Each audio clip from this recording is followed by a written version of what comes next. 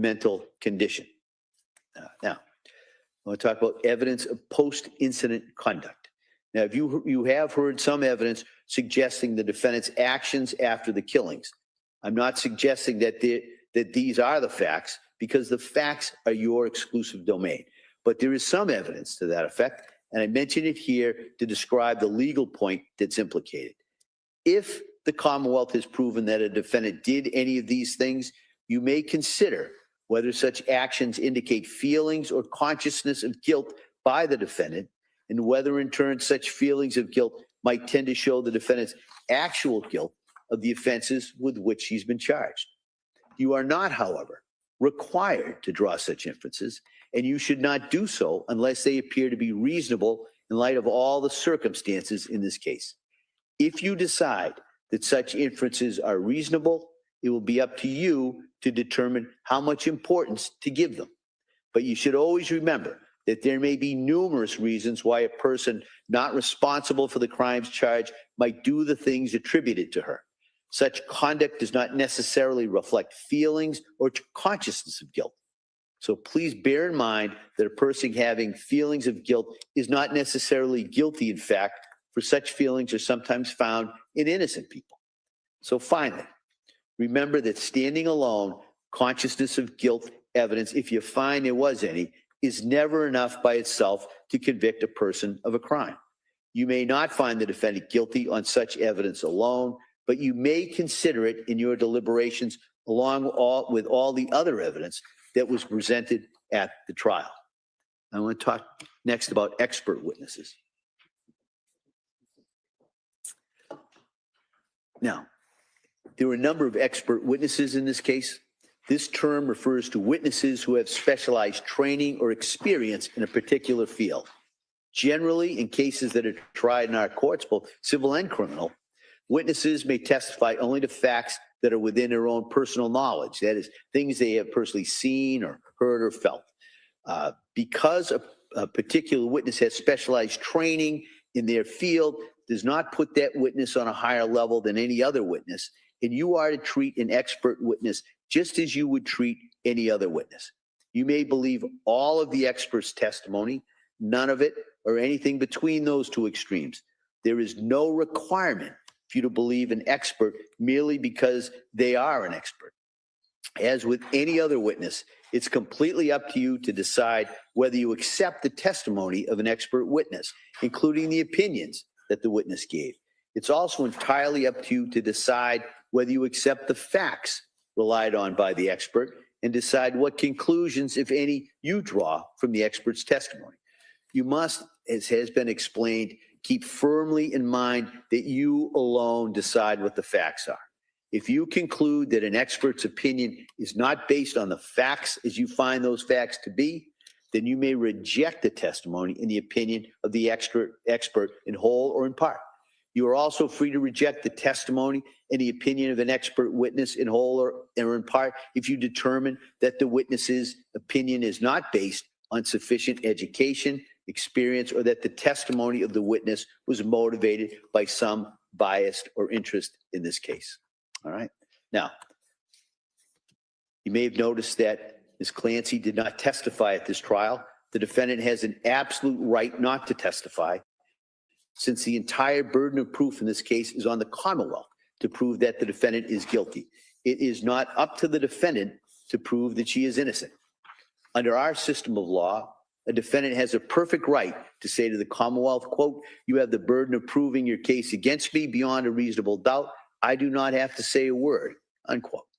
The fact that the defendant did not testify has nothing to do with the question of whether she's guilty or not guilty. You are not to draw any adverse inference against the defendant because she did not testify. You are not to consider it in any way or even discuss it in your deliberations. You must determine whether the Commonwealth has proved its case against the defendant based solely on the testimony of the witnesses and the exhibits. Now, speaking of exhibits, now I'm going to talk about that. You will have all the exhibits and the stipulations with you in the jury room. If there's a need to play an exhibit or view one, the court will make a computer available for you to use. The things you heard me say we're marking for identification only are not evidence, and you're not going to have those items with you in the jury room because they're not technically part of the evidence. We marked them so we could keep track of them as we went from witness to witness, and there'd be a clear record of some of the rulings I made. So coming back, however, the exhibits that were introduced in evidence, you'll have those with you. You alone will decide the weight that they deserve to receive in helping you make your ultimate judgment about whether the Commonwealth has proven its case. You're not required to believe something simply because it's written on a piece of paper or it appears in a photograph. You're not, of course, required to disbelieve it just because it appears there either. Whether to believe what an exhibit purports to show and how much weight to give the exhibit is entirely up to you to decide. Now, the view. Early in the trial, we drove by some sites and visited an address in Duxbury. As I told you at the time, we referred to that as a view. The purpose of the view was to help you better understand the evidence that you heard during the trial and to help you appreciate the location and its surroundings. The view is part of the case. The observations that you made while on the view may be used and considered in your deliberations in reaching a verdict. Now, I want to talk a little bit about some photographs. The Commonwealth has introduced certain photographs depicting the victims. You'll have those photographs with you during your deliberations. The images depicted are not pleasant. As I instructed you at the time they were introduced, your verdict must not in any way be influenced by the fact that these images are unpleasant or graphic. The defendant is entitled to a verdict based solely on the evidence and not one based on pity or sympathy for the decedents, which might be occasioned by the images depicted. Consider those exhibits only as they may draw attention to a clinical, medical status, or nature of the victim's injuries, the cause of their death, or to the nature of the incident itself. Now, about notes. At the outset of the case, I spoke to you regarding the use of notes, and I want to repeat it this time. Your notes are only an aid to memory and should not be given any precedent over your independent recollection of the facts. Whether you took notes or you didn't, you must rely on your own memory. Do not use your notes to try to persuade your fellow jurors of the accuracy of your reflections, and no juror should be influenced by the notes of other jurors. Your notes are not official or even unofficial transcripts, all right? Now, we'll talk about the use of phones or computers. During your deliberations, you must not communicate with or provide any information to anyone by any means about this case. You may not use any electronic device or media, such as a computer or a phone, to communicate to anyone any information about this case or to conduct any research about this case until I accept your verdict. Kind of want to make that real clear, all right? So if somebody has a question in that jury room, you are not allowed to try and answer it by anything other than through the exhibits and evidence you've heard, all right? We said, so I just kind of want to make that real clear. Nobody is to use a phone to communicate, to try and look. Don't talk to anybody while you're deliberating. Don't try and look up anything, things like that, all right? Just kind of make that as clear as I can. Now, before I go any farther, I have to do one more duty, and that's to select a foreperson of the jury. We have a foreperson for two purposes. The first is to act as your facilitator. That's to gather everyone around the deliberation table to be sure that everyone has a full and fair opportunity to speak and to share their views and to ensure that all of you are always deliberating together as a group as you work to reach the verdict in this case. The second purpose of the foreperson is to act as your spokesperson here in open court. So when you're ready to return your verdict, we'll bring you all back out as a group. We'll ask you to remain standing, and we'll ask the foreperson on everyone's behalf if you've reached a verdict.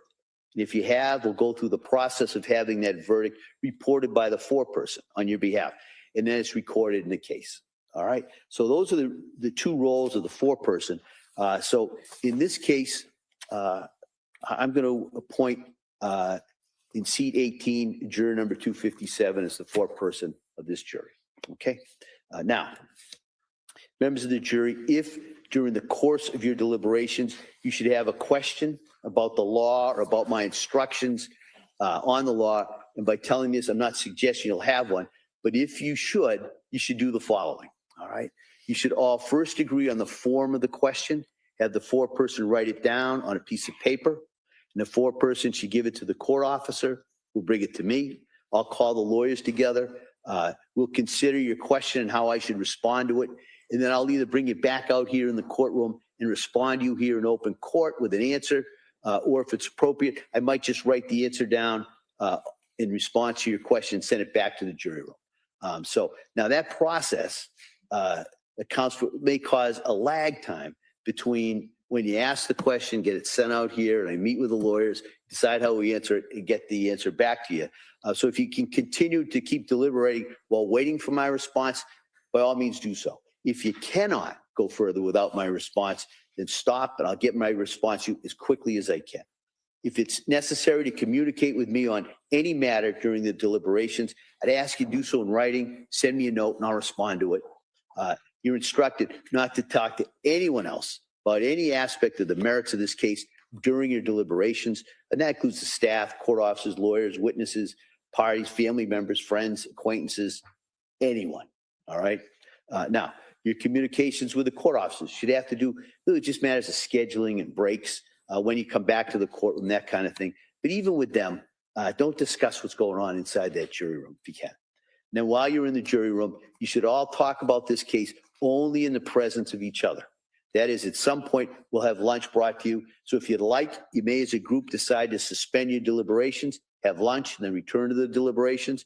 Or you might decide you'd like to work through lunch while deliberating. Either way, the only thing we can't have is some of you eating lunch separate from others while deliberating, all right? So no subcommittees in a sense. What you do as a group, all right? You do it all together. Now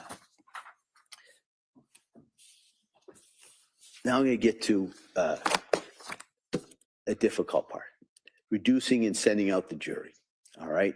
When we impanel a jury at the beginning of a trial, we never know whether some personal emergency will arise or during the course of the trial, which would require one or more of the jurors to be excused from further jury duty.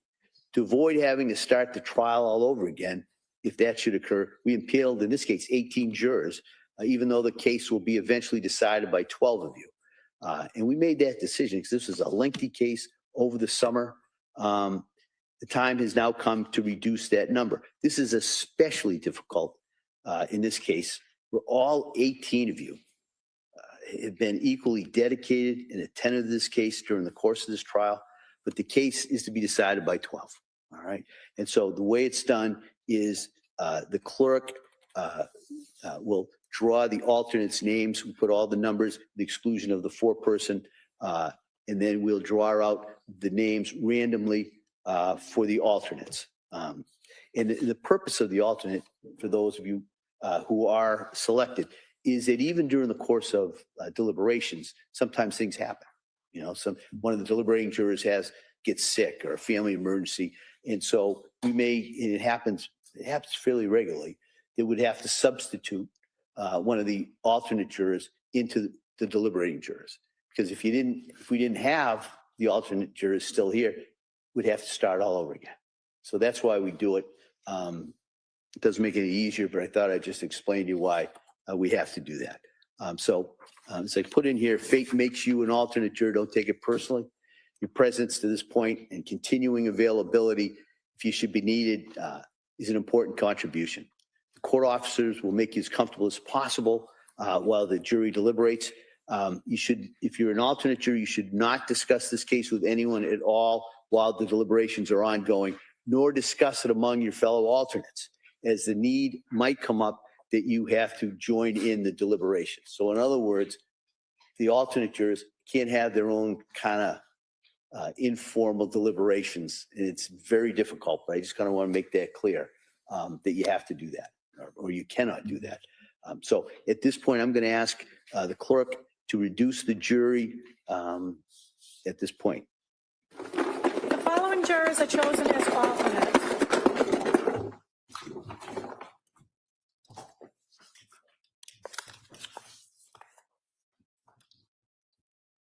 Juror number 157 and seat number 11.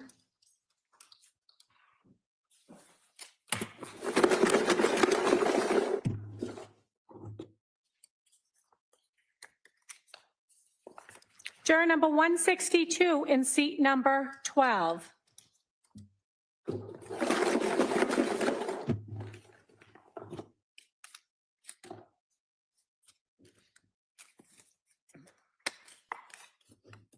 Juror number 385 in seat number 14.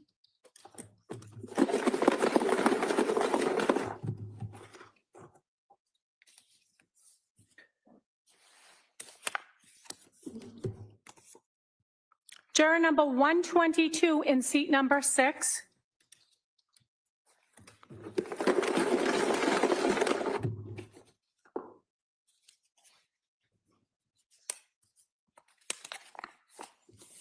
Juror number 124 in seat number 7.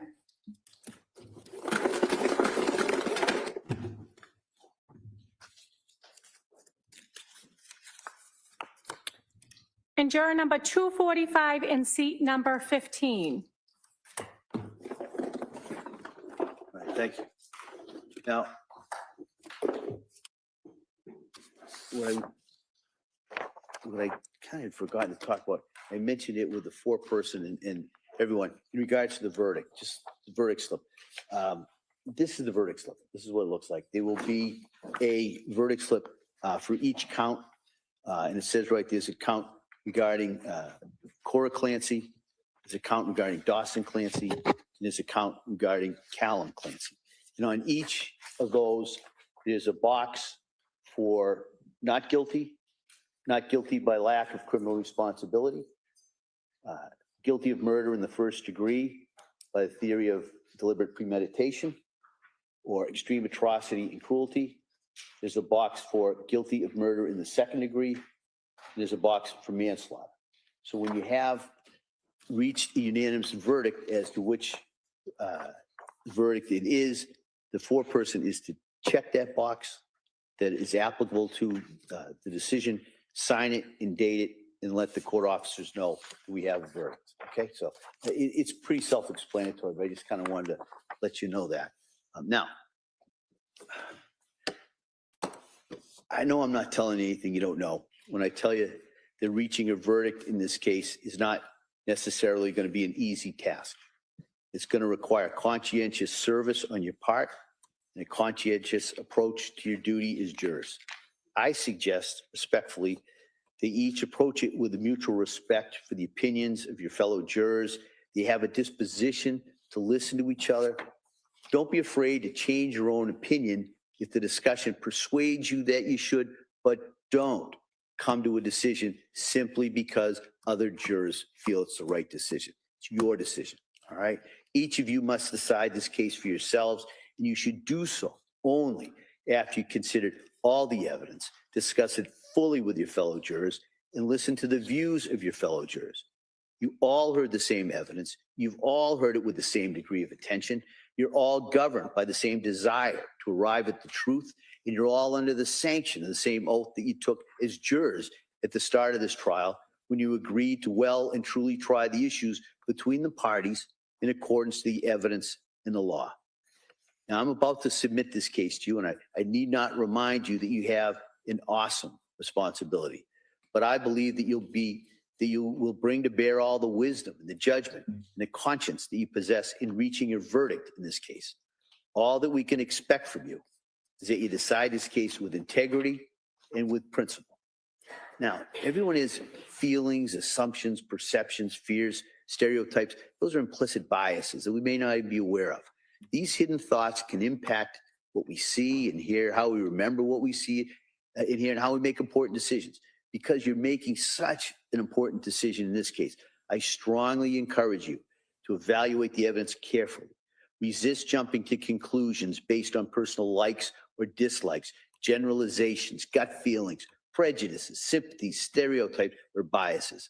The law demands that you return a just verdict based solely on the evidence, your individual evaluations of that evidence, your reason, and your common sense in these instructions.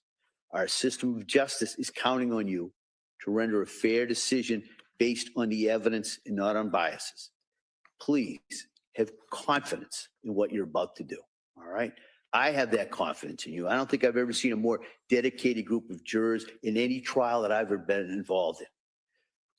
You're all people of intelligence and common sense. Collectively, you're bringing a truly powerful force to determine the truth of the matters in this case. And I, as I said, have great confidence with this case in your hands. You're honest, thoughtful, and fair, and be that as you took the oath to be. I am completely confident they'll be able to arrive at a just verdict, whatever that verdict may be. So at this time, I'm going to ask if I could see counsel at sidebar just for a second, and then we'll have the clerks swear in the court officers, and then you'll be sent out to deliberate.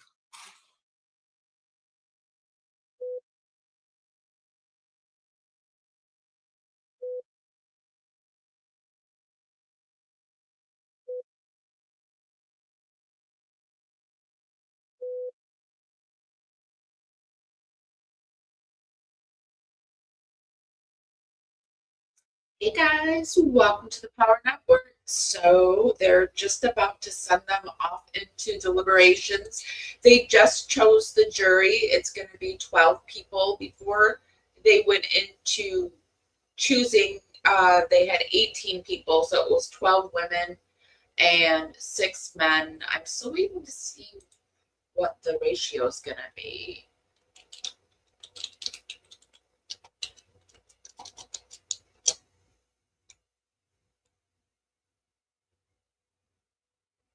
Yeah, it's still not, they haven't gotten it.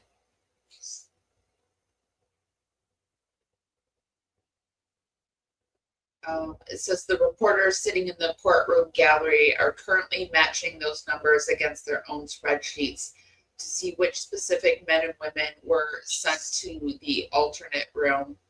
The original pool started heavily female at 12 women and 6 men.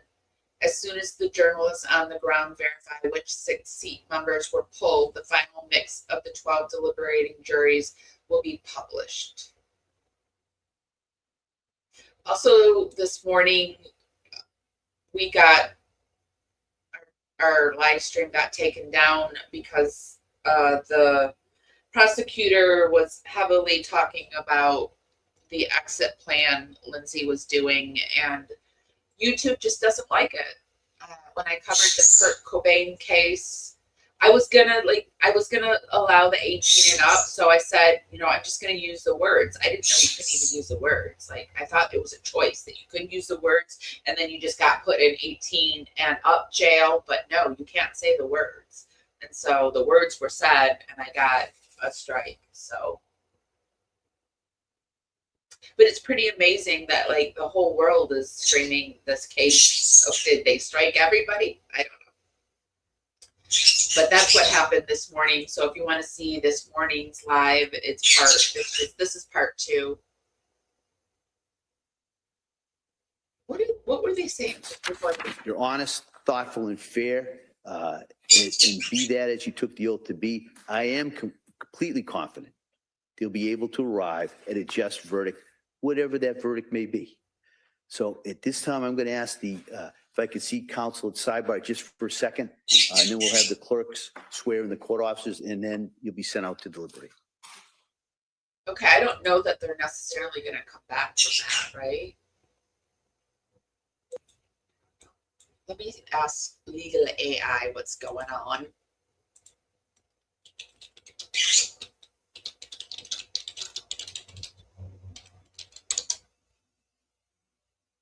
It's usually slow.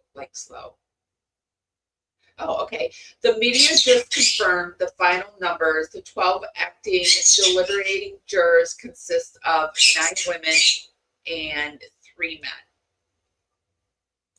So that was just confirmed for us. So it's 9 women and 3 men that are going to be sitting on the jury.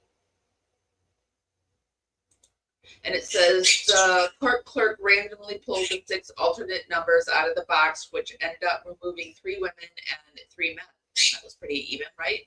From the original pool. I wonder if the really old man, I heard there was like a 70 or 80-year-old man sitting in there. And I wonder if one of the women that was pulled was the woman that was crying, if she was crying with Lindsay or wasn't. I heard one of them was crying with Lindsay. And guys, this is all my Junie. You're gonna go in the other room. This is all my opinion for educational and entertainment purposes only. Additionally, Judge William Sullivan has officially appointed an older woman in jury seat 18 to serve as the jury foreperson. The judge heavily praised. Each of you solemnly swear that you will take charge of this jury and keep them in some convenient place until they have agreed, that you will not speak to them yourselves nor suffer anyone else to speak to them, except by order of the court, so help you God. As to the alternate jurors, keep your hands raised. Do you solemnly swear that you will take charge of these alternate jurors and keep them in a convenient place, separate and apart from the other members, that you will not speak to them yourselves nor suffer anyone else to speak to them, except by order of the court, so help you God? I do. Thank you. All right. Members of the jury, you may now retire to consider your verdict. Thank you. Court, all rise. Jury, there be no votes. Instruction, television.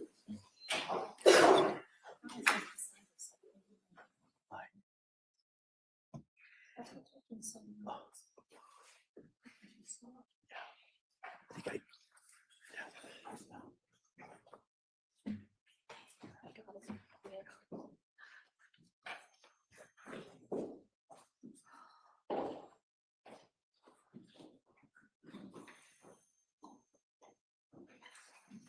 Jurors have exited the courtroom. All right, everybody could be seated.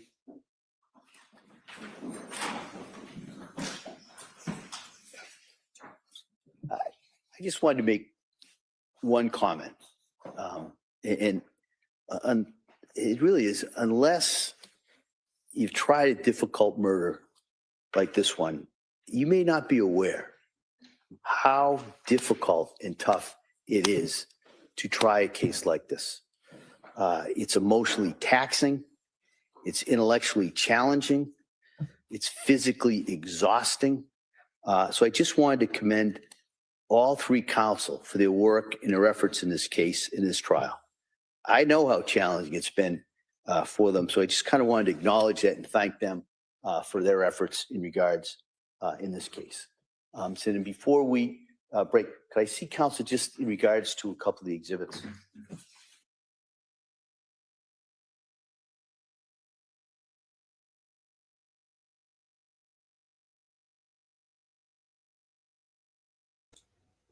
Sorry, I had to race to the bathroom.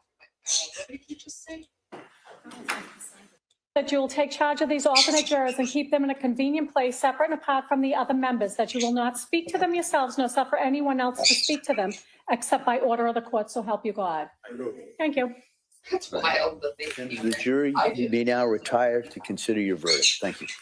Court, all rise. Jury, there be no votes. Instruction, television.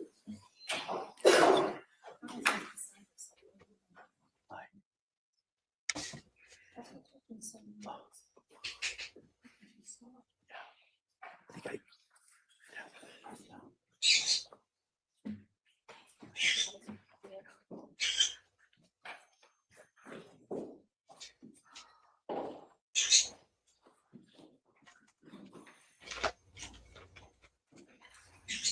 Jurors have exited the courtroom. All right, everybody could be seated.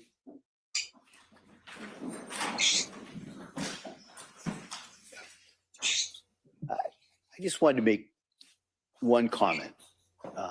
And it really is, unless you've tried a difficult murder like this one, you may not be aware how difficult and tough it is to try a case like this. It's emotionally taxing. It's intellectually challenging. It's physically exhausting. So I just wanted to commend all three counsel for their work and their efforts in this case, in this trial. I know how challenging it's been for them. So I just kind of wanted to acknowledge that and thank them for their efforts in regards in this case. So then before we break, could I see counsel just in regards to a couple of the exhibits?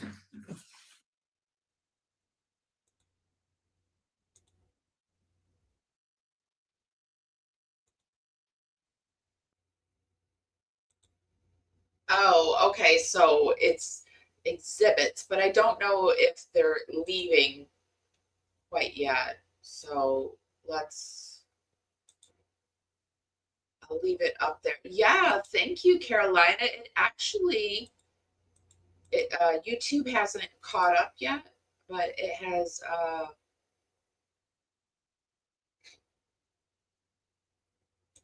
it says it has 1,987 or 2K views. So yeah, of course, I thought it was almost up to 3, but it was 2K. And of course they anyway, doesn't matter. Does not matter. So now we are on the countdown for deliberation. What was I doing just before?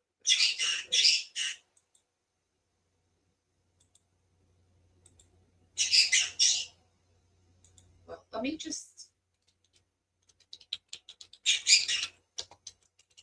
let's go over what happens now that they're on deliberation. Now that the lottery is completely wrapped up and the final 9 women and 3 men are locked into the jury box, the case is officially out of the judge's hands. Okay, you're going in the other room because you're annoying me. Come on. Come on. You.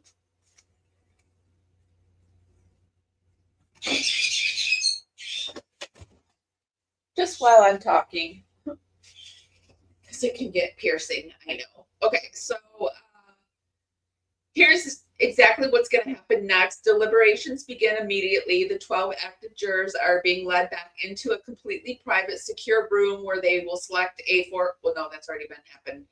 The judge selected. The 6 alternates stay put. They're put in a separate room. They're sequestered, isolated, and just in case one of the active 12 gets sick or has an emergency and needs to be replaced. There's a verdict countdown that's begun. The jury will stay in that room deliberating until, well, let me see. Do they go home or to a hotel? I mean, you'd stay in that room, right? Yeah. The juries will go home at the end of the day as Judge William Sullivan has chosen not to sequester the jury overnight. Here's how the logistics will work as they begin their deliberations.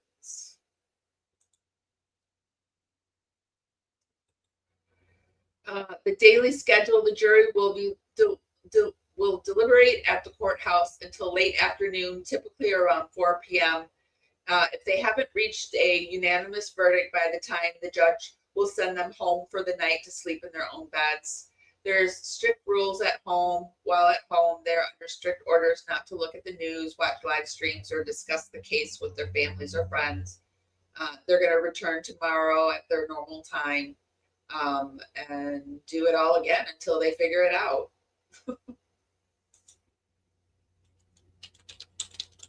Let's see what legal analysis I'm saying.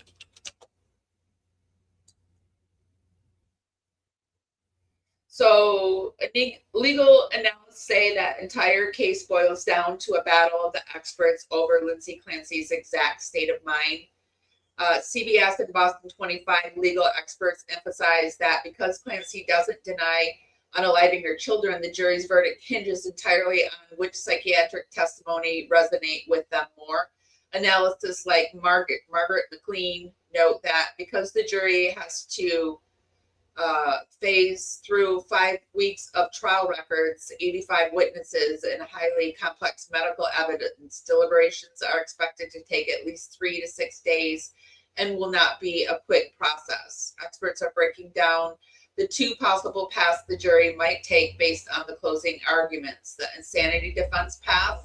Analysis note the defense heavily capitalized on testimony that Clancy felt pulled like a puppet by commanding auditory hallucinations. If the jury believes she truly lacked the moral capacity to understand her actions were wrong due to postpartum psychosis, analysis highlight that she will face indefinite commitment to a secure high psychiatric facility, similar to the famous Andrea Yates case. The prosecution's awareness path. Alternately, experts point out that the prosecution's rebuttal experts effectively argued Clancy retained a moral awareness of the illegality of her actions. Prosecutors hammered home that she intentionally hid her darkest thoughts from medical providers, which analysis said strongly demonstrates she knew those thoughts were wrong and illegal. What would you say overall the experts are leaning towards? Which outcome? See if it'll do it. Sometimes it'll be like, I can't do that. I won't do that. Wait a minute.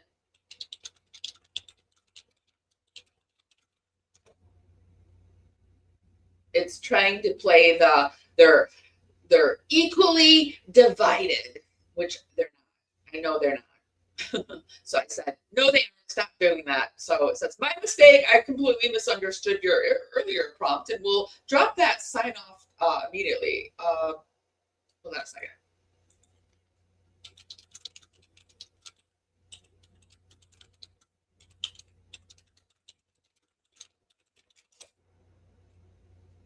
Okay.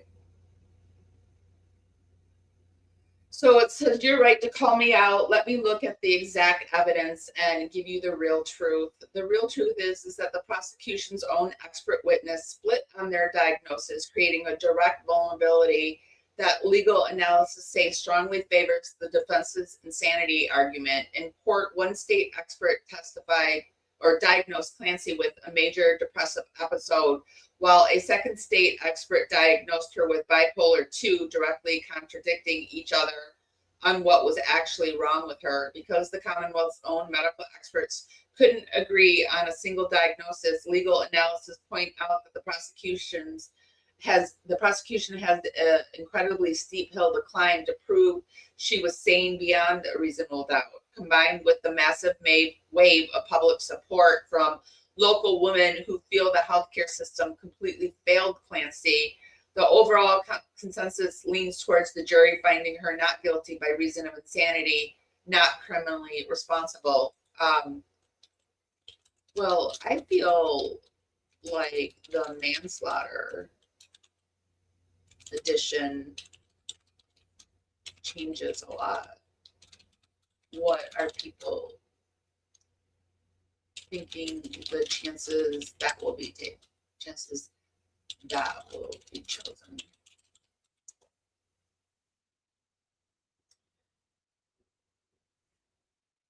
Legal analysis believe the manslaughter option significantly increases the chances of a compromised verdict. If the jury becomes heavily split, manslaughter acts as a middle ground between a first-degree murder conviction and a complete acquittal via the insanity defense. The manslaughter option is considered highly likely to be chosen if the jury lands on these two lines of thinking. The diminished capacity compromise. Some jurors may believe Clancy is criminally responsible, but recognize her extreme mental distress. Manslaughter allows them to punish her without forcing a mandatory life sentence. That's what I'm thinking. And we looked it up, and it's like 20 years, I think. That's the most, 20 years. Might have been 30, but I think it was 20. Avoiding a hung jury in high-profile cases with intense emotional weight. Juries also, it said that in Massachusetts, it's the judge's discretion, but when it's offered, when it's suggested that manslaughter or a lesser charge happen, they are urged to accept that. Analysis emphasized that judges include lesser charges like manslaughter specifically to give the room an off-ramp to reach a unanimous decision rather than causing a mistrial. Let me come over and see what you guys are saying. What do you guys think about all that?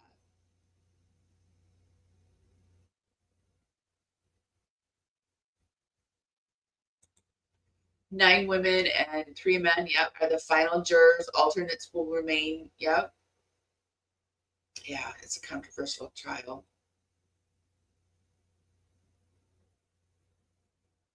So have you guys heard about all, like I said I wasn't going to I was gonna stay away from the Patrick Clancy stuff yesterday, but I don't know. It's everywhere. It's everywhere. And I saw this video, and I'm a conspiracy theorist, and tell me what you think about this video. It's very strange, the things that are happening surrounding this case. So this is why this could be a psychological operation. One, the case is being purposefully distributed across news feeds. I went to check my Instagram yesterday. Every single post was about this case except for one. Forced virality can be a psychological operation. Number two, the woman's name in the case is Lindsay. Her husband's name is Patrick. The case is apparently connected to postpartum psychosis, right? And Lindsay is alleged to have slit her own throat. Okay, so a week ago in Colorado, another woman named Lindsay was found dead because her throat was slit. It was claimed she was in postpartum depression by... I'm so sorry, I missed that question. And so Judge Williams Sullivan completely denied Kevin Reddington's request for a Bowdoin instruction. A Bowdoin instruction is a specific Massachusetts legal rule that would have allowed the judge to explicitly tell the jurors that they could consider the flaws, shortcuts, or general insufficiency of the police investigation when deciding the case. So Judge Sullivan nixed that idea. He said, "Yeah, nope." Her husband, Patrick. Excuse me. Okay, let's go back. So have you seen that there is another case that just happened with the same names? Let me restart this from the beginning. So this is why this could be a psychological operation. One, the case is being purposefully distributed across news feeds. I went to check my Instagram yesterday. Every single post was about this case except for one. Forced virality can be a psychological operation. Number two, the woman's name in the case is Lindsay. Her husband's name is Patrick. The case is apparently connected to postpartum psychosis, right? And Lindsay is alleged to have slit her own throat. Okay, so a week ago in Colorado, another woman named Lindsay was found dead because her throat was slit. It was claimed she was in postpartum depression by her husband, Patrick.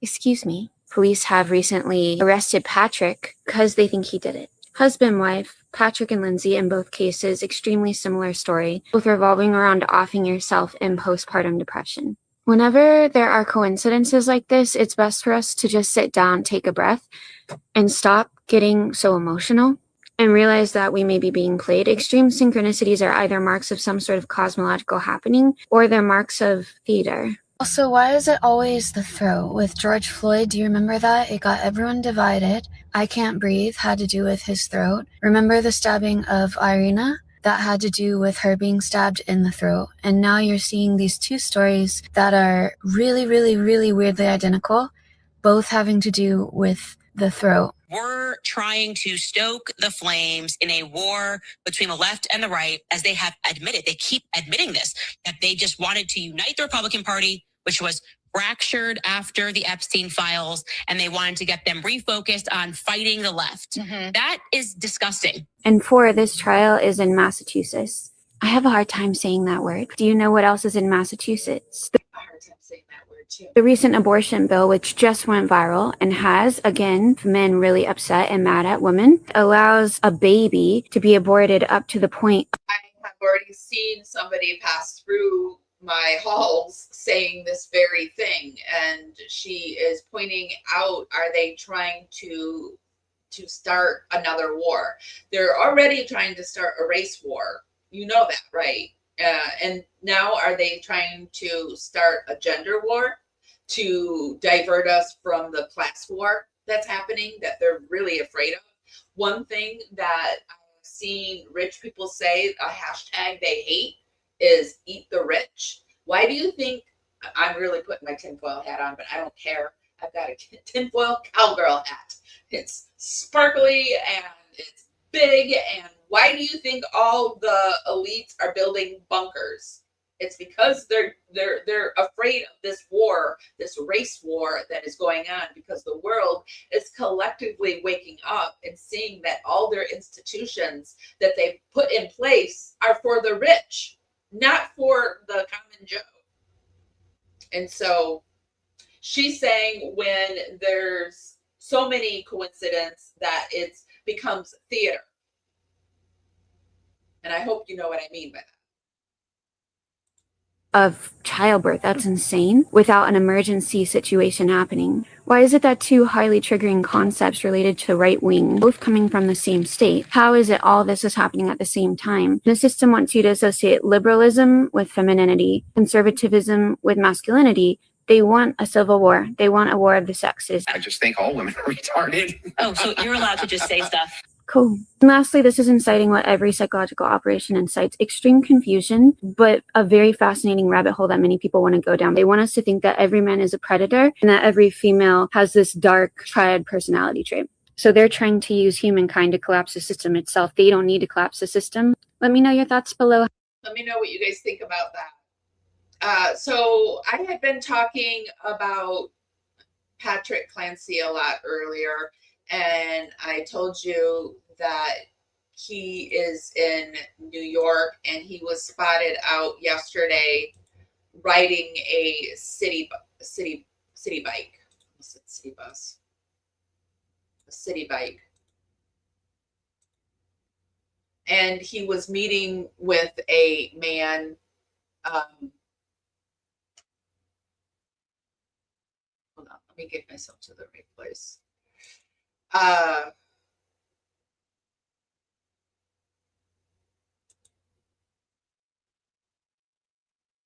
don't know. I had it up. Hold on a second.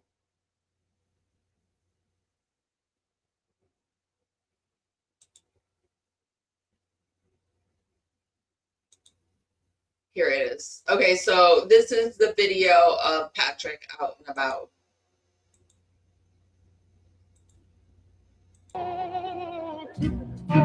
So I'm just gonna silence it. So look at how he's hiding his sunglasses. I don't know why, but it stood out to me. And then I remembered the CBS video.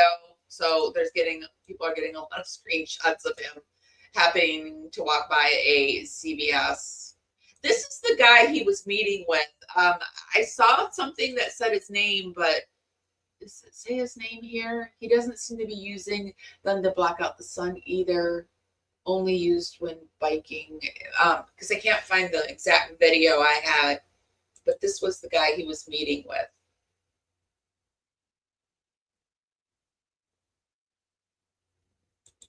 And then there's this one. Oops, I found this. This is old video of Patrick and Lindsay together.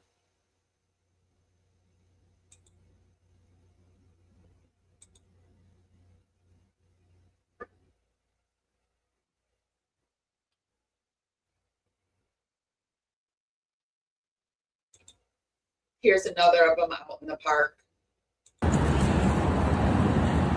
This is exclusive. Patrick Clancy spotted riding a city bike in New York City as Lindsay Clancy trial nears an end in Massachusetts. Her ex-husband, Patrick, was spotted in New York City riding a city bike and walking with, there it is, Cochran Realty, and Grapeseed. So, yeah, there's the name. I think this is the one I saw this morning too, now that I'm looking at it. So he was meeting with a realtor. That's the name in the chat if you're interested in it.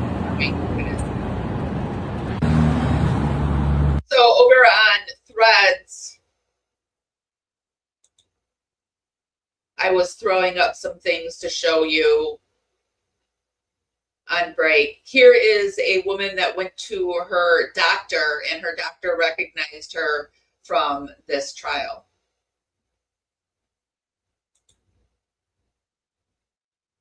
Today, and after she talked to me about what she needed to talk to me about, she's like, hey, I saw your...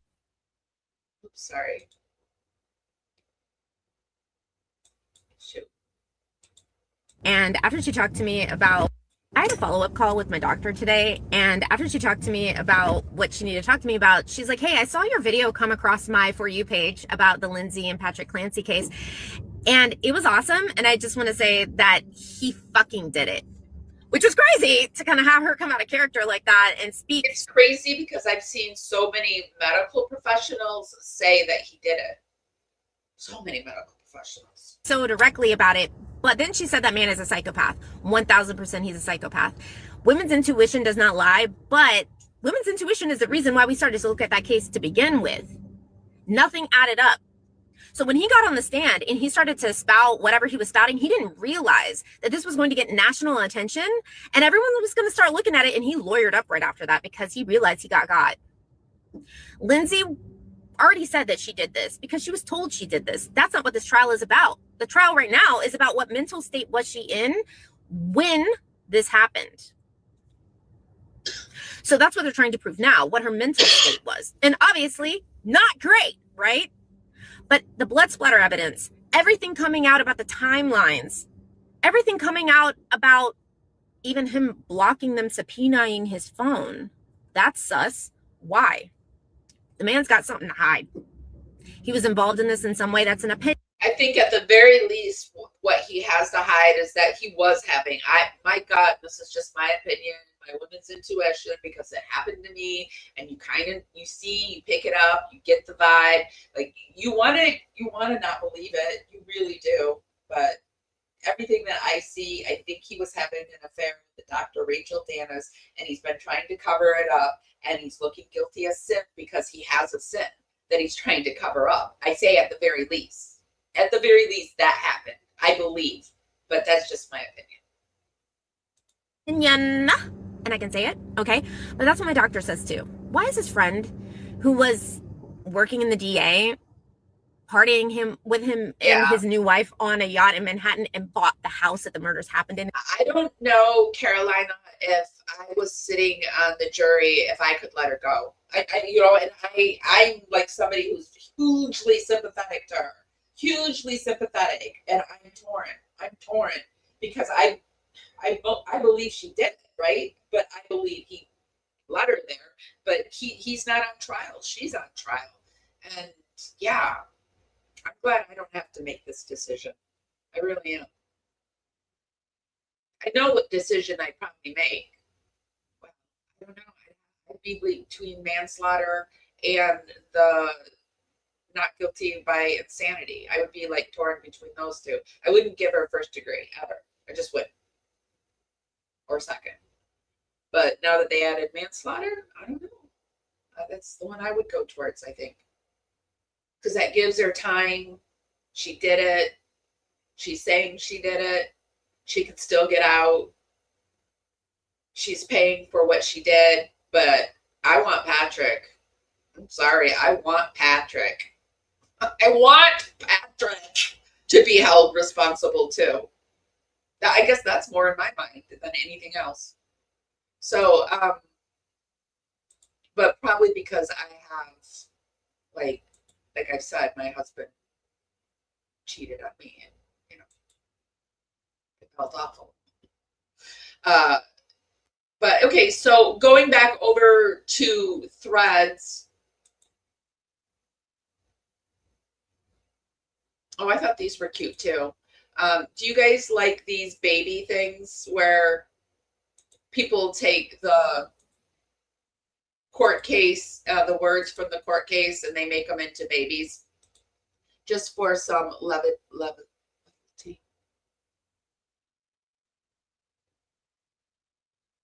No, I wouldn't, Lily. I just said what I would do. And yeah, that's what I would do.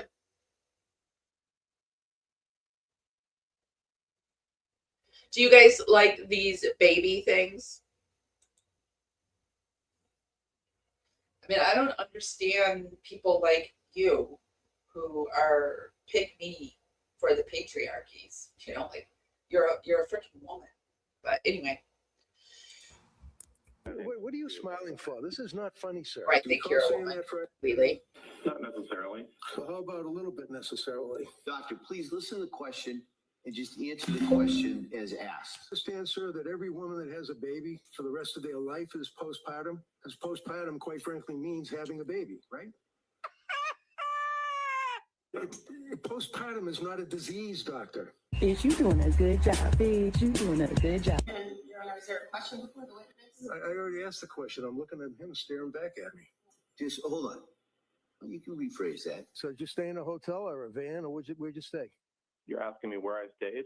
Yeah, I don't want to meet up. I just want to know where you stayed. Have you guys heard that his reference to the van down by the river?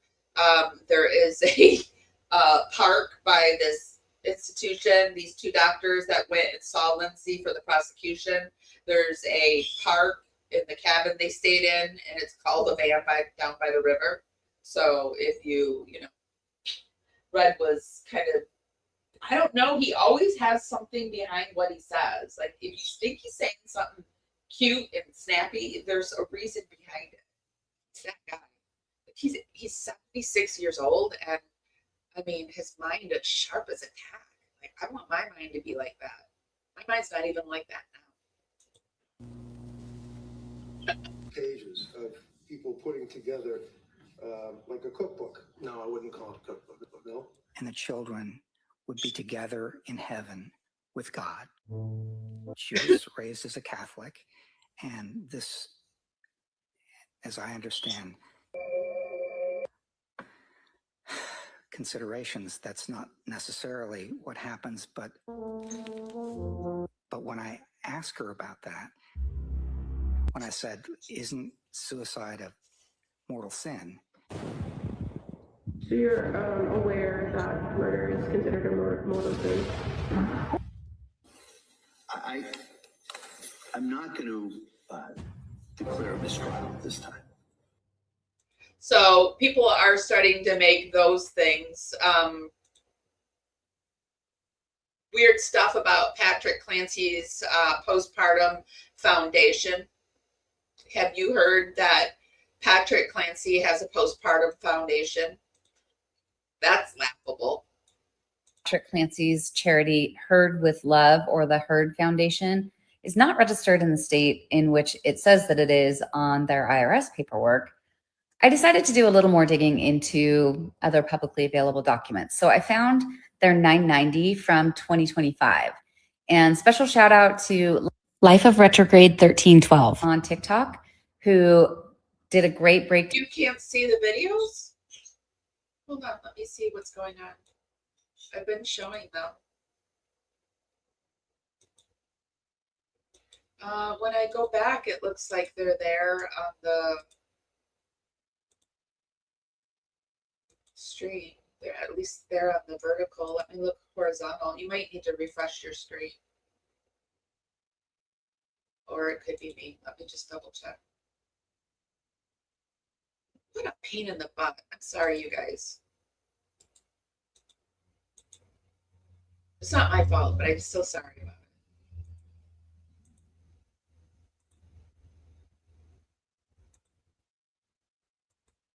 Let me see. I didn't bother to open it because I was like, well, I got the vertical open. Oh, I see it there. I think it's your screen.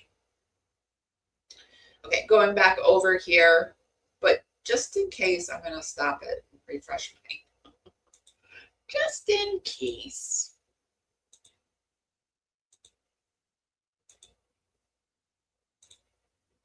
So we're over on Threads. Amy F. Williamson over on Threads. I've been enjoying Threads lately. So this is Patrick Clancy, and he's got a Heard Foundation, which is for postpartum. After learning that Patrick Clancy's charity Heard with Love, or the Heard Foundation, is not registered in the state in which it says that it is on their IRS paperwork, I decided to do a little more digging into other publicly available documents. So I found their 990 from 2025. And special shout out to Life of Retrograde 1312 on TikTok, who did a great breakdown of this kind of piece by piece. I'm going to talk about the same things, but just in one video. So let's take a look at this. This is page 1 of their 2025 Form 990EZ, which all nonprofits need to file. So I've blanked out the address because it's a sensitive address, but as you can see, it is listed as being in New York, as the name of the organization is there, and that's where their primary address is. So in 2025, according to this, for contributions, grifts, Freudian slip, contributions, gifts, grants, and similar amounts received, $91,704. Amounts received from gaming or fundraiser events, nothing listed. So the total amount that they received in 2025 was $91,704. They didn't spend anything, which is not really what you're supposed to do as a nonprofit. And they added it to their basically $9,700 they had sitting in the bank at the end of last year, and ended up with $101,399 for 2025. Now here up at the top, we can see they didn't spend any money on land or buildings or any other assets.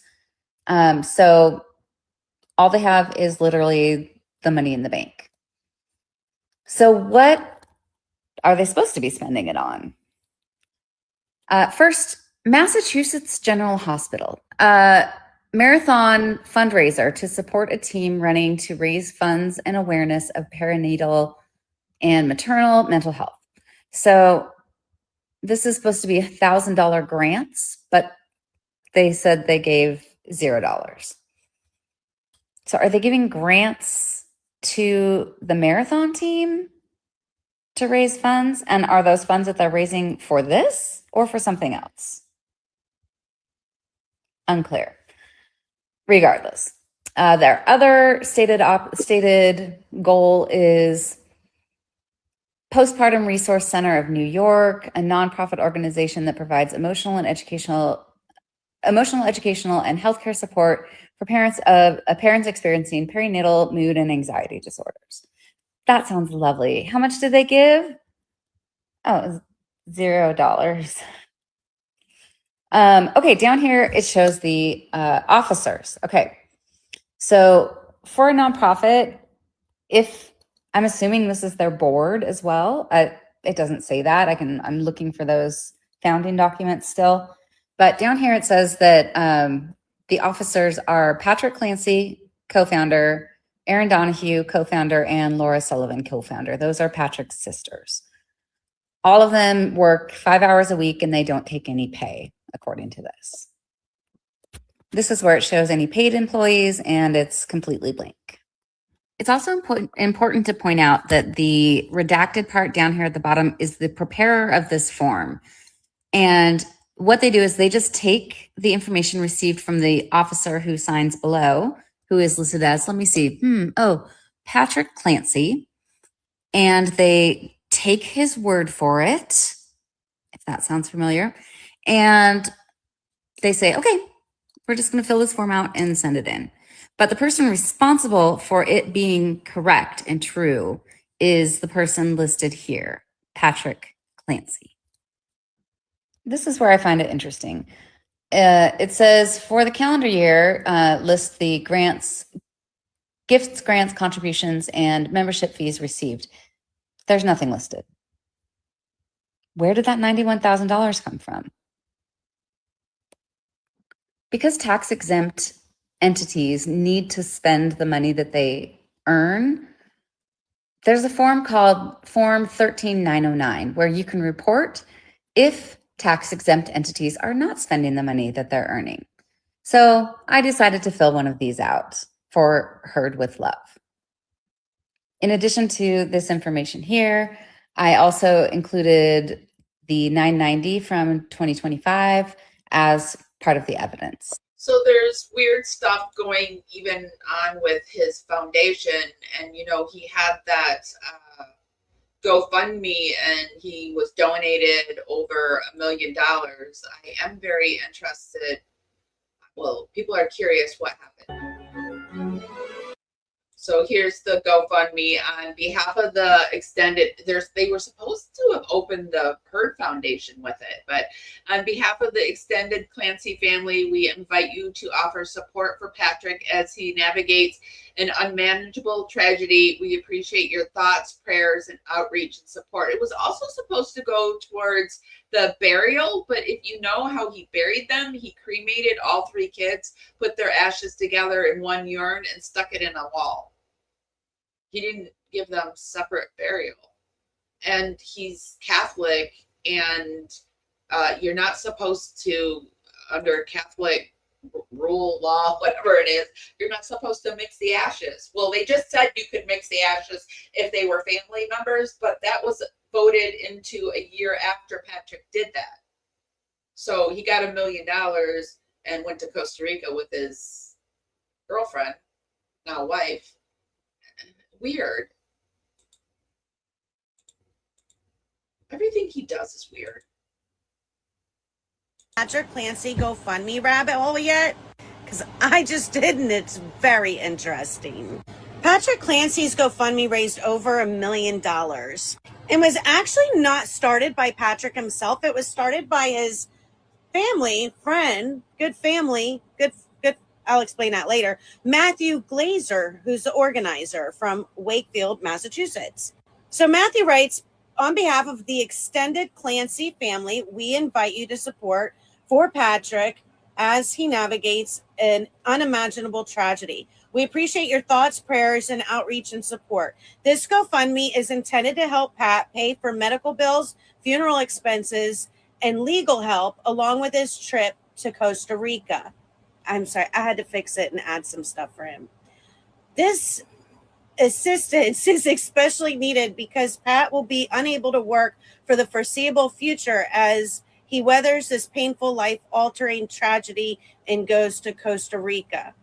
We all know that Pat to be the most kind and genuine person who likes to go to Costa Rica with his future wife. As some who will always keep willing to support others, we sincerely thank you for offering yours. So I was like, who's Matthew Glazer? So I went over to Facebook, and Carrie Glazer from Wakefield, Massachusetts, sound familiar, posts publicly Patrick's GoFundMe and says, I've reactivated my Facebook for an important cause. As some of you know, our family has suffered an unimaginable tragedy this week. Please consider donating if you are able. So I was like, that's interesting. She works at the hospital that Lindsay was treated at. So I then go to LinkedIn and I look up Matthew Glazer, and he's a procedural sedation nurse at Mass General Brigham. Isn't that the hospital that Lindsay was treated at? So just to confirm, that's on Carrie's Facebook page. This is her husband, Matthew. That was my husband down in the corner. And this is Matthew Glazer for photo identification matching.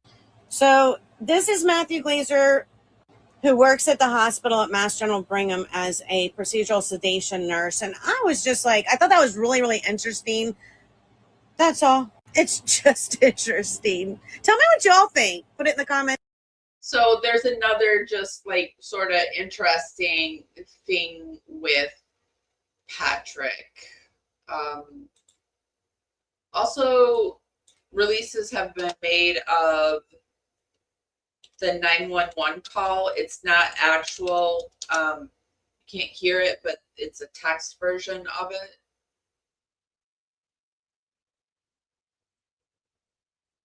On 47 Summer Street, respond with the police. The old party off the top floor of the house, slice her wrist as well, and neck injuries, neck laceration. She's conscious at this time. We're going to check with MedFlight. So this is the dispatch just talking about the call. It's on the... This is very... Lots of women are very like, what's going on? I can't remember. Oh, no, Kim sent me it. Let me, hold on. Kim sent me the 911 thing. Let me go over and get that stuff for her, from her.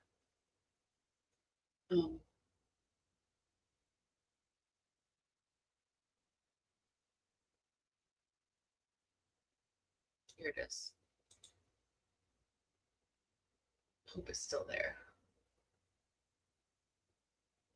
Yeah, it is. Once again, coming to you from my hotel room in sunny California, where I am here for. Everything we view today, I will put down in the YouTube show notes. I will skip around, talk over it. This is for fair use. I do it to cite our sources and for fair use. And it'll be there if you want to, over in the YouTube show notes, if you want to watch it in its entirety. For my residency today. Did I hear you say that Patrick is the source, the third party collateral source of Lindsay saying, I tried to kill myself? Is that what you said? Let me rephrase it for you. I mean, did you tell the jury an hour ago or so that when her husband found her on the ground? Yeah. Yes, or something to that effect. Something to that effect. Okay. Then you know he was asked specifically about precisely what Patrick Clancy reported happened when he got to the house and saw Lindsay Clancy outside lying on the cold, frozen ground. And did you listen to the 911 tape when Patrick was actually speaking with Lindsay as she's laying prostrate in the snow on the ground, with broken neck and slashes and slits? Yes, I did. Did you hear her response to Patrick's comment, what did you do? No. Did you hear her respond to anything other than what would be described as guttural grunts? Not on that call. Now, obviously, we have not been able to hear the call yet, though I am hopeful that we will get to hear it eventually once the trial is over. But we have this transcript, and it certainly calls into account much of what both Patrick and Lindsay reported in the immediate aftermath of this horrific event.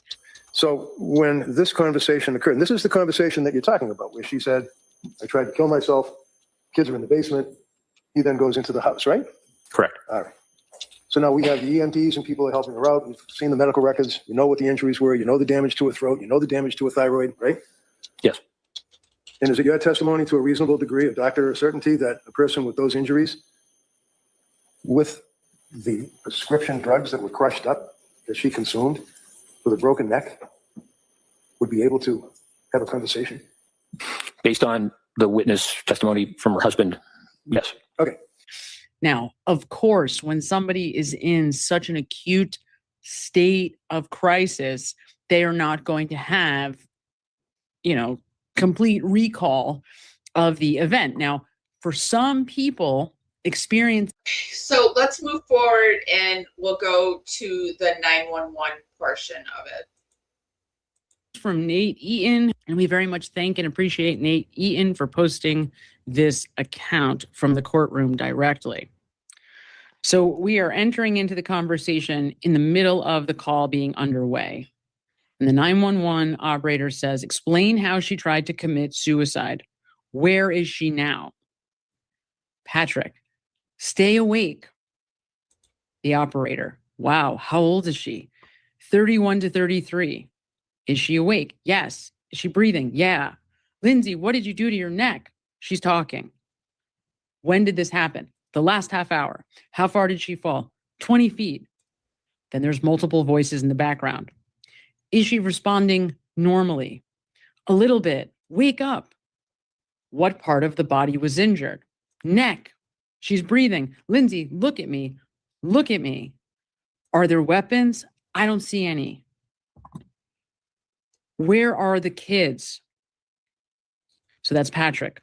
Then there's multiple voices speaking. Do not move her. Open your eyes. Can someone?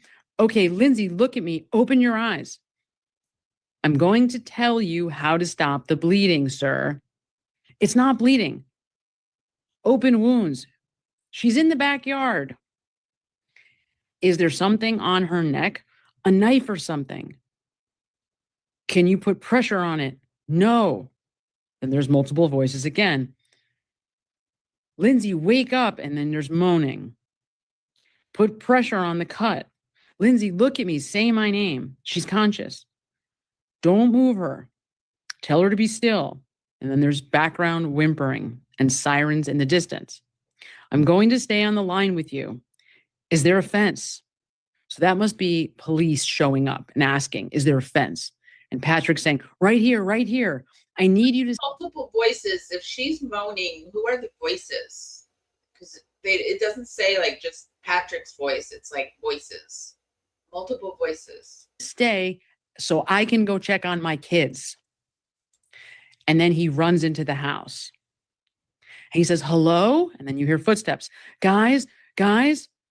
Oh no. And then there's yelling. Oh no. More yelling. Wake up. So obviously he has found the children.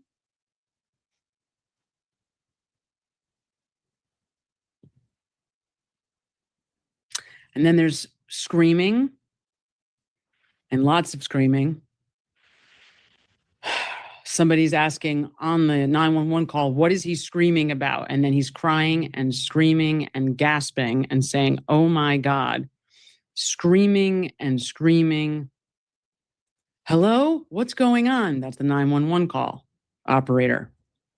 And then he is able to utter basement, basement. Oh my God. The operator, hello, hello. And then there's more screaming, and more screaming. So many of the reporters that were in there like to say that, oh, they heard the 911 call and they know because they heard the 911 call that Patrick isn't lying. One of them is this one. I have ever heard. Like once first responders are at Lindsay's side, does he say, I'm going to go check on the kids? And, and he asks, where are the kids? She says, in the basement. She doesn't tell him what she's done to the kids. So he only leaves his wife's side once. She doesn't tell him because she can't talk, idiot. First responders are there. And then you can hear him walking down. And you hear him walking down. And you hear Cora. And he explained on the stand that Cora was the first he saw. And he saw Cora. And he was like, Cora. And you can hear, oh my God, Cora. But other than those words. But also it said that he got that mixed up, that it was the middle child that he found first, and then Cora, and then didn't even go to look for the baby. So anyway, she's saying this. You hear screams. And I can't even explain the screams. And after getting to know Patrick on the stand and getting to know him on this 911 call, those screams mean even more, because this is a calm, collected human being. And these are screams. This is a human being that this woman probably really respects, because she's a good judge of character. Screams of agony. And you can hear the 911 operator going, what's happening? What's happening in the basement? And he can't even. I'm going to move it forward because we just read the whole thing. And then you hear someone say, oh shit. And like that, oh shit, like you kind of hear in the background. And then there's more screams, and he's screaming and screaming and screaming. And then she killed the kids, and you hear, oh shit, like the person. Now, at first I thought it was a 911 operator. I think now that it was maybe a police officer, a first responder coming down, and that. I think it was a 911 a first responder coming down. These are some of the comments that she got, though. Patrick Clancy's 911 screams are the screams of a narcissist sociopath in grand performance mode. Nothing is more dangerous than a man with an existing family who wants a fresh start with his longtime doppelganger mistress from a wealthy Epstein network pedigree. Windows to the basement. He'd have seen them through the windows. Now I think he's lying. I've had a narc stalk me and torture. Oh, and torture. He would cry in a second. And then once he got the results he wanted, that smirk. The constant clearing his throat and the constant shifting when sitting. I can see she is all in the Pat fella. He's murdered them and the wife. So just nobody agrees with her. She couldn't talk with a crushed throat. Everyone said she couldn't talk. He's a liar. So the prosecutor, once reading his screams, Dawson, my buddy, first were lying. PC himself said he asked about the kids, and she said in the basement before he even made the call. and the first responders all said she was unresponsive when they arrived, definitely not talking. He also said he did not know he was still on the 911 call when he went down there. So how were they talking to him? Are you lying, or are you saying he lied on the stand? She's not answering any of these questions either, by the way. Poor guy. And then he went on VK with his mistress. I'm telling you, Threads is vicious. I love it. How did you hear this? Like, how were you in the courtroom, and are you even allowed to talk about it? Patrick Clancy is the family annihilator. So it's just like, do you hear her say in the basement on the call? In my experience, the most emotional ones are the narcissists, whose plan isn't going quite the way it was supposed to. Don't forget, he called them the fucking kids. Words matter. So, not one person. I can't get one person to, I know those glasses. She looks like she aged quite a bit too in the last 5 months. I even looked at her in the last 5. Well, I looked at her the other day and I had to stop, but she didn't look like that. Maybe she didn't have her auto tune on. But anyway, I gotta go. I gotta go over, because I know Dr. Yan did an analysis on the case. I just haven't made my way over there yet. Anyway, that's what Warren Matthias is saying on the case. And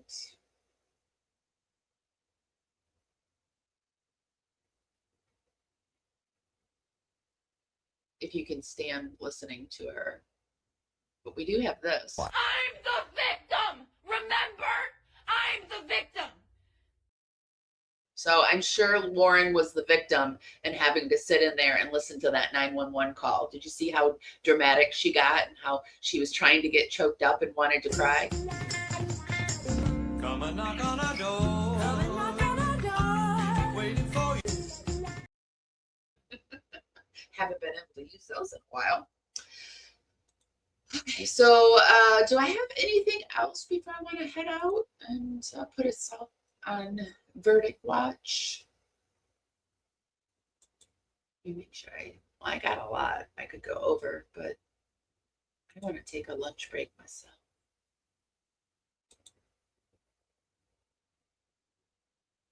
I saw this from Law and Crime Network. I didn't get a chance to, never mind. Let's not do that, because it's that doctor from yesterday, and I don't know. All those pregnant pauses were annoying. We'll end it on this. On Big Red had a short little interview. The Lindsay Clancy lawyer gives emotional update before closings. Mr. Reddington, is the misdemeanor possibility now, is that a good thing for the defense? There's no I'm misdemeanor. sorry, not misdemeanor, manslaughter. I think she's going to get manslaughter. That's my prediction. What's your prediction, Jeff? What are you thinking? I think manslaughter for sure. But if not manslaughter, I think she's going to get not guilty by criminal insanity. I don't know. I don't think they're going to give her 1 or 2, but it's so hard to know because I can't gauge the world right now. I don't know how Massachusetts is feeling these days. I know it's pretty, like, Massachusetts is a liberal state. I know that.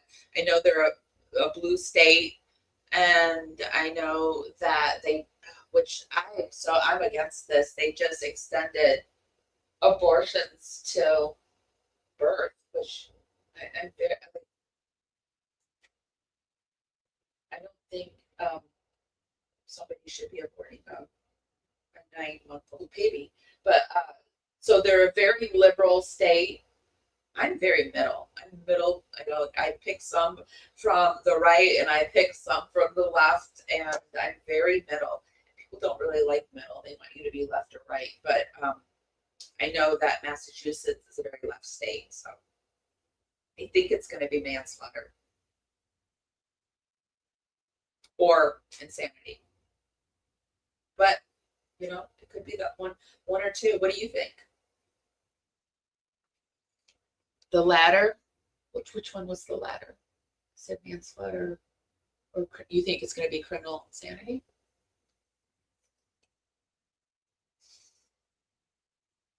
I definitely feel like it should be one of those. Like, I would have a hard time choosing between those two.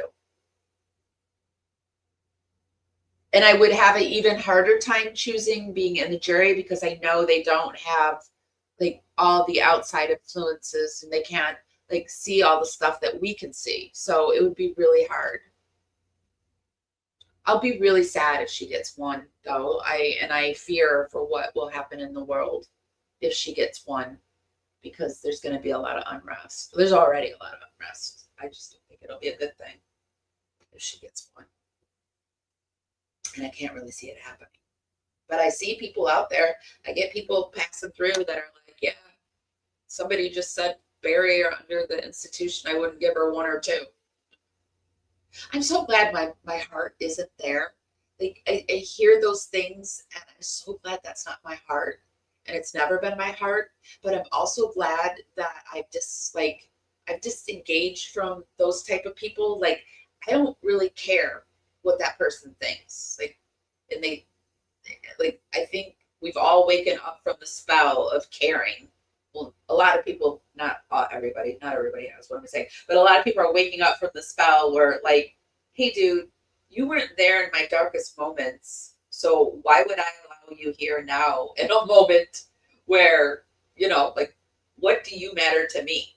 Because you don't matter in my scheme of things, and I shouldn't matter in your scheme of things, unless we're friends and we get along. That matters. But I just think people are waking up, and I hope you're waking up to realizing it's not us against us, it's us against them, and they want us to be pitted against each other. I just showed earlier, like, they want us to fight male against female. They want to make it open season for these people that have these feelings to come out and say them and rile everybody up. They've made it open season for racism, homophobic, all of the isms. They've made it open season. And while I have some thoughts on some of them, like, I'm not a transphobic, but I don't agree with trans people in women's sports. I don't agree with that. It's not fair. Women have fought for equality, and if they didn't need equality, they wouldn't have had to create female sports. But I'll get called transphobic because I don't agree with that. Like, that one point. I think people should be able to wear, live however they want to live. But I protect my feminine divinity. I really do. I protect that. And I will take the transphobic comments if that's what it means, because I'm no longer going to stay silent about things that I disagree with. And this is one of the things, like, I just feel like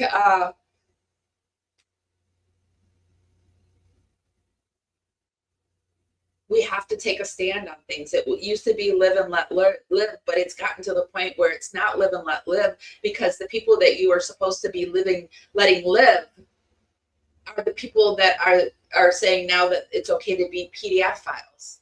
It's okay to grape and own women, and it's okay to I don't know if you've heard of all these hangings, these lynchings that are happening, and it's not white people that are getting lynched. So, I mean, the people that you were used to be able to let live are doing very dangerous things. So now we've got to use our voice. I don't want to do it. Like, I really don't want to do it. But I've always had a conscience where I have to do it. That's why I went into social work. And yeah. So I'm sorry, I got on a soapbox. Let me get off. But these are the thoughts that I've been having lately. And I'm just, trying to balance my own nervous system out. We've all got wounded nervous systems, and we're waking up to the world that we thought we were living in isn't the world that we were living in. We're like, everything we were taught historically isn't true. And it's a lot. Everybody's dealing with a lot. And then these kind of cases are happening that's sparking, adding fire to the fuel. We've got the government rounding up horses and sending them overseas to be sold. And then we're buying these questionable cattle from Argentina that China said, no, there's something in it. There's some antibiotic that can kill you. And they're like, no, thank you. And so now we got it. So don't eat beef for 90 days unless you're buying it from a farmer you know. But anyway, it's a lot. It's a lot.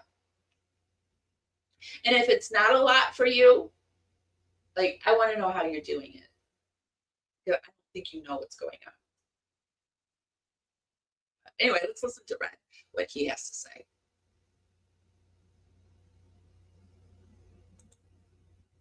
I'm sorry. It gives the jury another option, and it's certainly a positive development from our point of view. Yeah. Are you concerned though that if they were maybe going to go not guilty, they may now choose manslaughter? Got to cover the record. What are the ways that a jury could convict her if they do? What are the different ways they could do that? So tomorrow you'll hear the judge go through the instructions for first degree, second degree manslaughter, and of course acquittal. And those are the ways that they can convict her. I'm confused about what Lindsay. I'm sorry? Voluntary or involuntary manslaughter? It would be manslaughter. In Massachusetts, it doesn't really make a difference. They're both the same pretty much. It's on it. For women's health. Voluntary and involuntary was the same. Ever. Thank you. Appreciate it. I asked you this morning, Mr. Reddington, what you hope to convey in the closing. You didn't really have an answer. No, I don't. I hope to convey that I truly, care and love.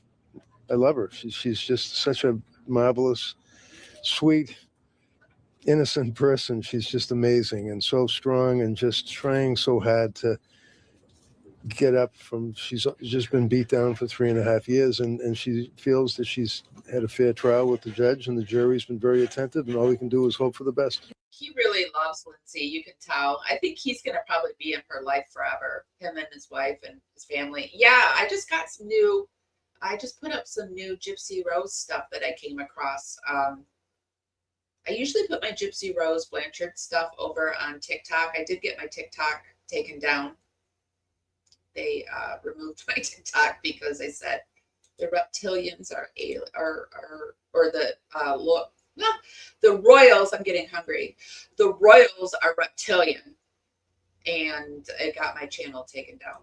But I have this new Gypsy Rose Blanchard thing. I gotta take the music off. But this text message from Gypsy Rose popped up. Rumor has it, and I've seen a lot of messages saying that Ken lives in Florida. And so this is one of Gypsy or Ken's friends, and she says, hey, and her name's Chloe. Hey, just sending a quick reminder from Ken that Aurora's appointment is tomorrow.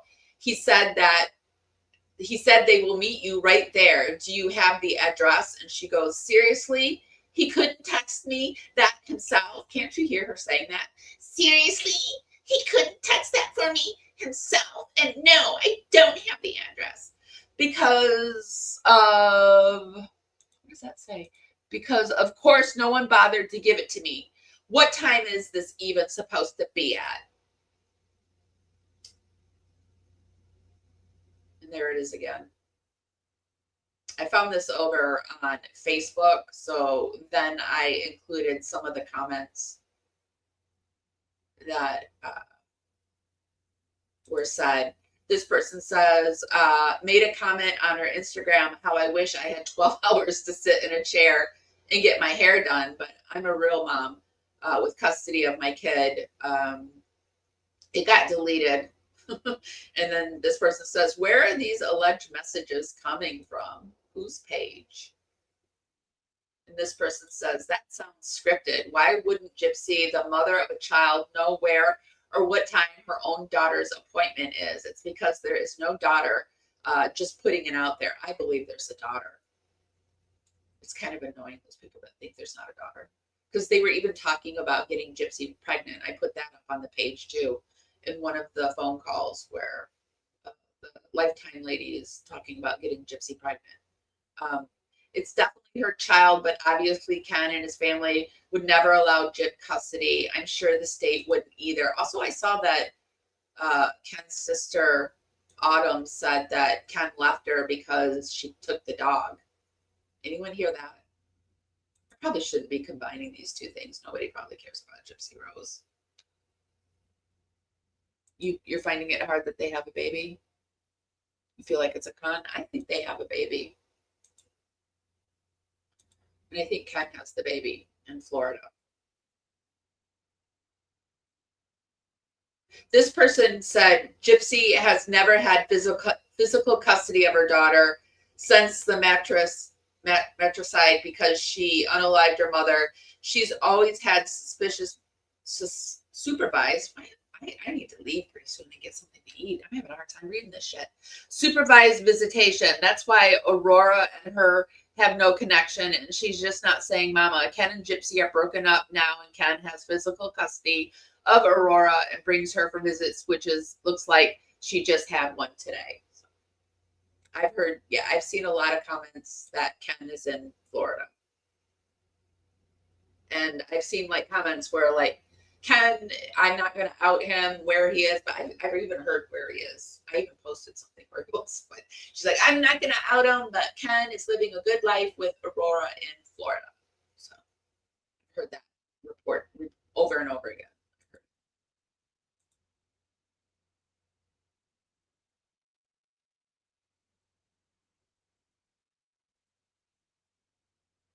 I posted something. I found a live stream of Ryan crying about the racism. We're not racist. Maybe you're the most racist person I know. That is not true. Your cousin. Was that what? I was doing what? Isn't your cousin the one that? No, your brother. My brother. Yeah. My brother's more racist. Yeah, I guess you're right. My brother's more racist than you or me. What? Like, I don't get it. I don't get the constant need to do it. Like, are you that mad at some stupid shit I said? Not towards anybody or about anybody? You're just mad that I said it. Okay. Be mad. You have every right to be. But quit fucking with me over it. My people. Like, people have been harassing people who are Team Ryan, and that makes me sick. It makes me sick. Because they don't want people to support me. They don't. They don't want people to like me, but I would never do that. Team Ryan at this point makes me sick. Like, I'm so over Team Ryan. Like, Team Ryan was so, like, 2024, 2023. Like, somebody else. Ever. Like, and then they have the nerve to call me pathetic. I just don't get it. I don't get it. The only thing I'm guilty of is saying some stupid shit. It's not how I feel, but I said some stupid ass shit, which I admit was fucking wrong, stupid, inappropriate, not funny, all the above. Man, but that's not in any way how I feel about people in general.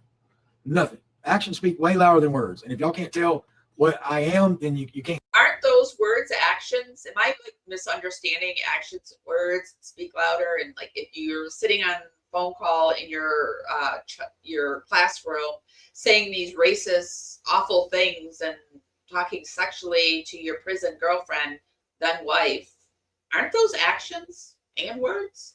Yeah, to me, they're actions and words. They're words that are followed up by action or action followed up by words. It's just like a circle.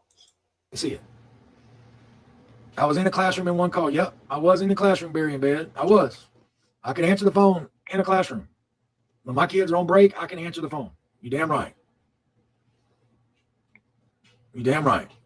So anyway, I've been working over. I throw all my Gypsy Rose Blanchard stuff. I've got a new TikTok, so I throw all my stuff over there for Gypsy Rose Blanchard. I get the most views for her over on TikTok and also YouTube, but sometimes Instagram. And I don't know. What am I saying? I don't know what I'm saying.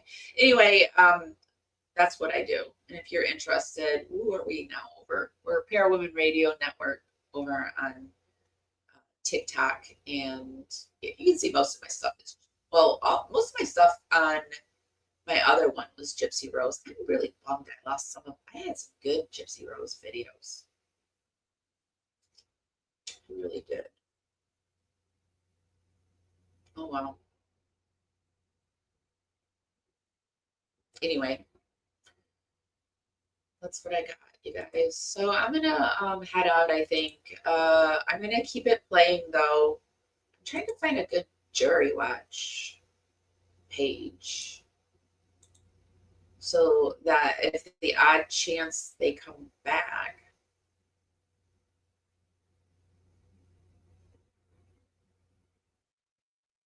Hear it. But I wanted a page that's in the courtroom. I'm picky about my pages. Let's see what we got.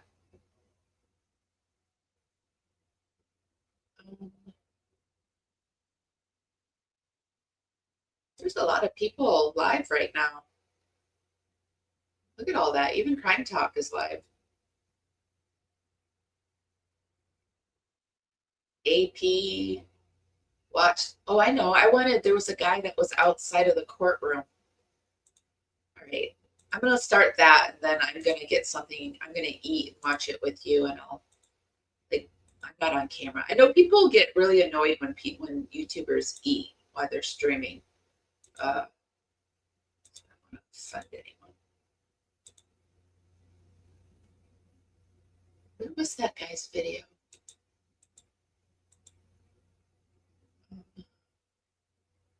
This guy right here. Let me see if he's still outside.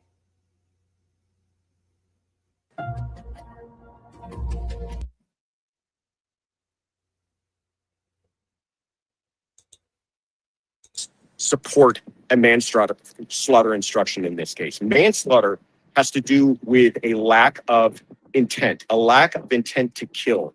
Here you have a case where 3 children had exercise bands wrapped around their necks. If that is anything but first-degree murder, I can't see it. Perhaps there's some sort of argument for a first-degree murder, but the idea that you could slip as far as manslaughter under the circumstances of this case is just beyond me. But interestingly, the defense is the one who made this request. Because of that, the judge is essentially covered. Joshua Ritter, is he the one that Reddington cursed out? No, he's not. For any sort of appeal that it might arise from that. If they were to convict her for manslaughter, the first thing they're going to do is say, the appellate court, is that was a request from the defense to give that instruction. And they argued that there was at least some evidence perhaps to support that conclusion by jurors. The problem. Well, I mean, legal AI said that, well, I mean, legal AI could be wrong, but it said that the judge was probably going to accept it because they're often urged to accept a lesser charge so that it gives the jury an out. Problem with this, though, is that if jurors do come to this verdict, I think what we're looking at here is a compromised verdict, a verdict where jurors are very troubled, bothered by this case, as we imagine that they are. I could see that jurors would go back to that. I feel like if she gets by not reason of insanity, then they obviously think she was in a psychosis. Now, if she gets the manslaughter, I think it's because they're torn between the two and are choosing the lesser. And then if she gets 2 or 1, then you know. And some of them feel very emotionally tied to these children and what they went through. I could also see several of them being very emotionally bothered by what Lindsay Clancy went through. This is what I want to know. Like, how was the jury acting? Struggling between the 12 of them, and what might have been a deadlocked verdict could easily turn into a compromised verdict on a manslaughter charge. If this comes back with a verdict and it is manslaughter, it's my view that's exactly what they did. The other instruction that he gave was I can't say that I don't disagree. He told the jurors what would happen to Lindsay Clancy if she was found not guilty by reason of insanity. He told them how she would go to a mental health institution, how she would go to a hospital, how she would be put under review, how that wouldn't be. This was right when I got disconnected. For a determinate sentence, how she would have assessments done of her mental health, how that could include them arriving at a decision that she was no longer a threat to herself or others, and in which case she might be released. This is remarkable to me. One of the things that we talk about is that jurors should never consider sentencing when they're arriving at a verdict. Well, in my view, these two instructions, the manslaughter instruction, and then this, I don't even know if you want to call it an instruction or a discussion about what would happen if she was found not guilty by reason of insanity. In my view, this is where the sentence may push the verdict. And that is never a situation we want to find ourselves in, but it might be absolutely a situation we find ourselves in. Here's where I'm going just to come to. I think it's absolutely, if we get the manslaughter, I don't know. Anyway, I'm hungry. I'm going to go.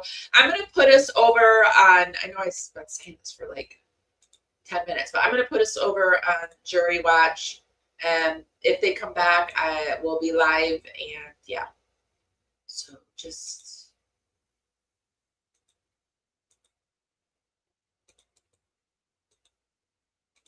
Let me find something.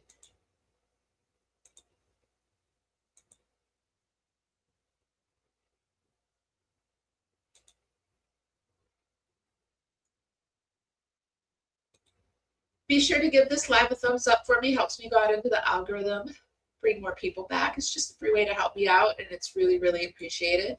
Oh, I know. I'm on my other account. That's why I can't figure this out. I'm like, why is nothing showing up? I was on my Feel Good University. Ugh. Okay.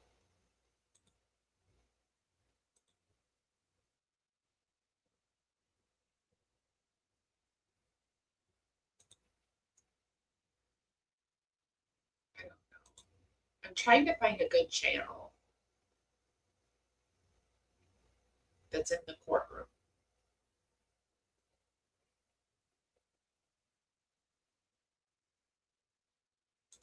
Let's just do this one.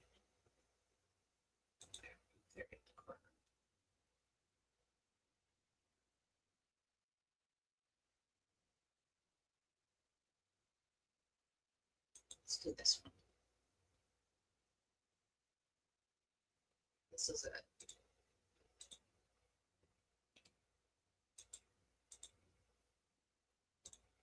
All right, so we've got the countdown going. Be sure to give this live a thumbs up for me and share it. It helps me go out into the algorithm, party out there, bring more people back. It's just a free way to help me out, and it's really, really appreciated.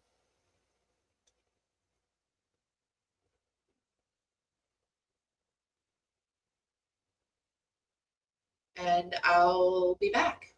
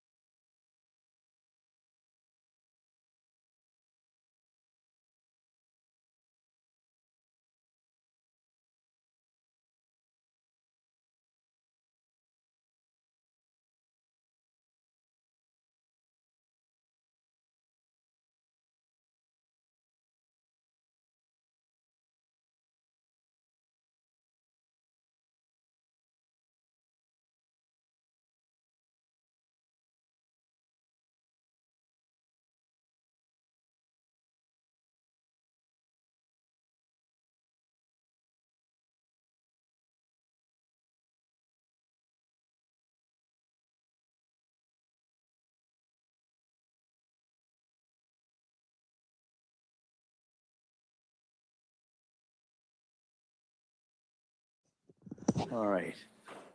What we're going to do is I'm going to bring the jury back and just excuse them till tomorrow morning. Okay? All right. Yeah.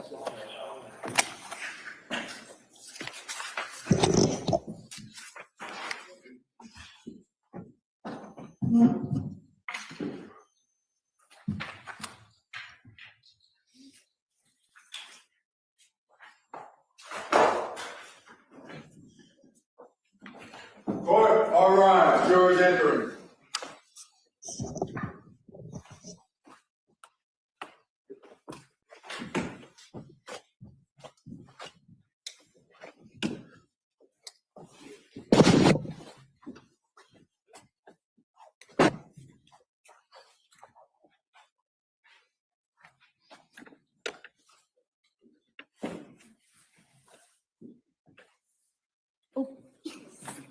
This court's now in session. Be seated.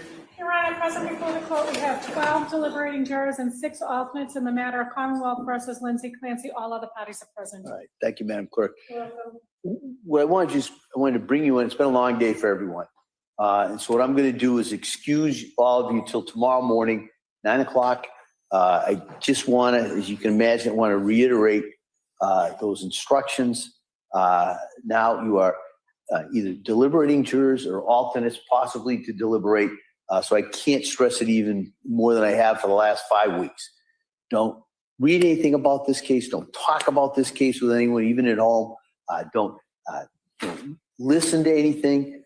Just put this out of your head. Come back here tomorrow morning. We'll start at 9 o'clock. What'll happen is we'll have you come in. I'll bring you in. I'll ask you those questions. I'll just turn you right around and have you back deliberating. All right. And so with that, with my thanks to everyone, excuse you till tomorrow morning. Thank you. Court, all right.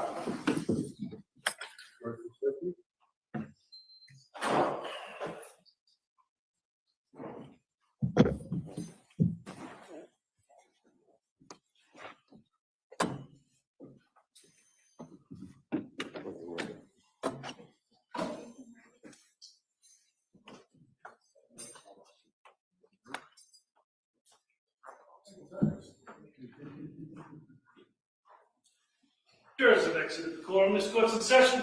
All right. Please be seated. Anything we need to address before tomorrow?